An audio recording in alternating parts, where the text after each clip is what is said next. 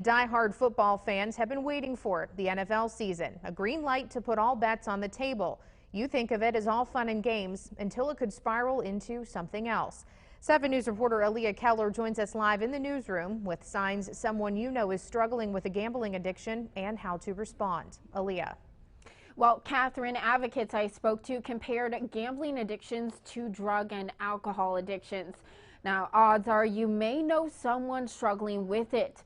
And around this time of year, advocates say gambling goes up and so does addiction.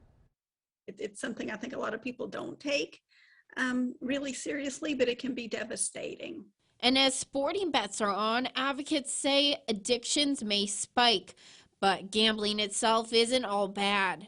And for most people, they can gamble responsibly. Until it takes a turn for the worse. And in some cases, it does. Advocates say at least 1 in 50 people face a gambling addiction in West Virginia, something that shouldn't go unnoticed. You know, the National Council on Problem Gambling has recently released a study showing that people who gamble on sports are 5 times more likely than other gamblers to exhibit risky behavior. And so risky behavior means that you're on the road to problem gambling. And if you or someone you know gambles, advocates say there's ways you can keep yourself in check.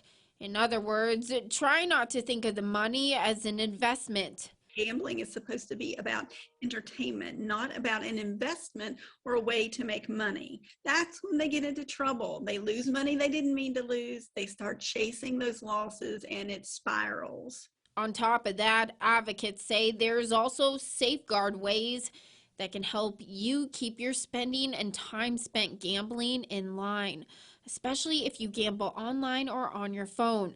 But at the end of the day, advocates say if gambling turns into an addiction, speak up. The most important thing is to, first of all, understand that gambling is a real addiction. Many people don't understand that. So when you do that and you sit and have a conversation with your loved one, it's important to talk about it like it's real, not that it's a joke. You know, a lot of people will say, well, at least this person isn't on drugs, at least they're not addicted to alcohol, but gambling can absolutely be just as devastating.